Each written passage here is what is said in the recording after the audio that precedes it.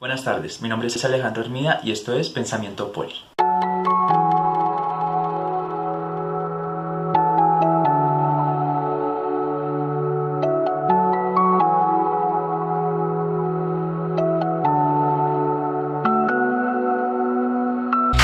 El tema que vamos a tratar el día de hoy es la norma internacional número 27, estados financieros separados, en la cual vamos a explicar su alcance, objetivos, información a revelar, definiciones y modificaciones a través del tiempo. El objetivo de esta norma es prescribir los requerimientos de contabilización e información a revelar para los inversores en subsidiarias, negocios conjuntos y asociadas cuando una entidad prepara estados financieros separados.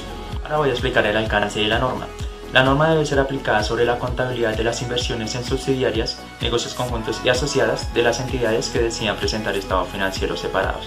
Aunque la norma no establece específicamente cuáles son las empresas que deben presentar estos estados financieros, la norma se aplicará sobre las entidades que decidan presentarlos bajo el cumplimiento de las NIF. Ahora bien, es importante recalcar dos definiciones que son relevantes para la comprensión de la norma, las cuales son estados financieros consolidados y estados financieros separados.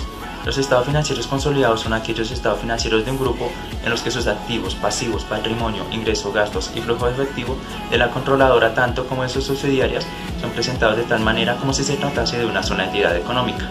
En cambio, los estados financieros separados son aquellos que son presentados por una controladora o por un inversor con control conjunto sobre una participada o con gran influencia significativa sobre esta, en la que las inversiones son contabilizadas al costo o, según la NIF, 9 instrumentos financieros.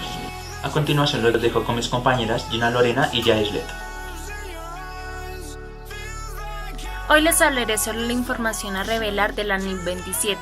En los estados financieros consolidados deberá revelar la siguiente información: la naturaleza de la relación entre la controladora y la subsidiaria, cuando la primera no posea directa o indirectamente de la subsidiaria más de la mitad del poder del voto.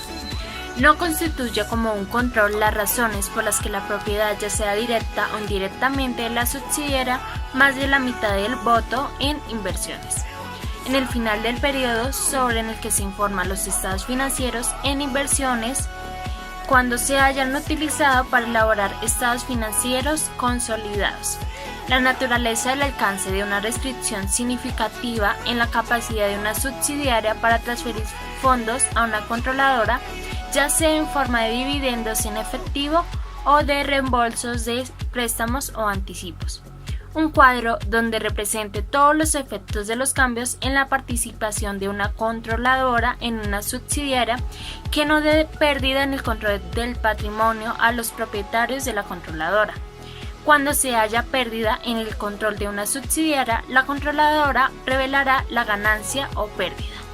También se hablará cuando una controladora opte por no presentar estados financieros consolidados, revelará en los estados separados.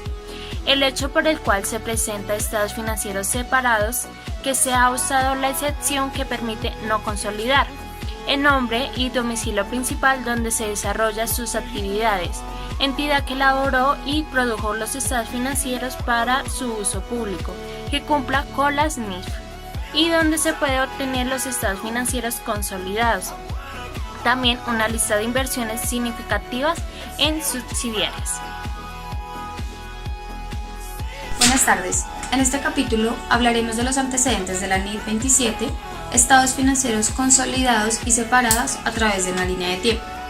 De acuerdo con el Consejo Técnico de la Contabilidad, nos indica que en abril del 2001 se adoptó la NIF 27 como estados financieros consolidados y contabilización de inversiones en las subsidiarias, la cual había sido originariamente emitida por el Comité de Normas Internacionales de la Contabilidad en abril de 1989. La norma requiere que una entidad que prepare los estados financieros separados contabilice la inversión al costo, de acuerdo con la NIF 9 Instrumentos Financieros, o utilizando el método de participación.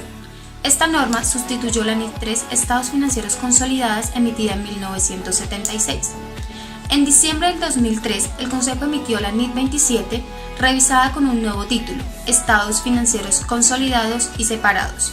El Consejo modificó la NIF 27 en enero del 2008 para abordar la contabilidad de las participaciones no controladoras y la pérdida del control de una subsidiaria como parte de su proyecto de combinación de negocios. En mayo del 2011, el Consejo emitió la NIF 27 revisada con un título modificado, estados financieros separados. La NIC 10, estados financieros consolidados, aborda el principio del control de los requerimientos relativos a la presentación de los estados financieros consolidados. En octubre del 2012, la NIC fue modificada por entidades de inversión. Estas modificaciones introdujeron nuevos requerimientos de información para relevar a las entidades de inversión. En agosto del 2014, la NIC 27 fue modificada por el método de la participación en los estados financieros separados. Estas modificaciones permitían a las entidades utilizar el método de participación en subsidiarias, negocios conjuntos y asociadas en estados financieros separados.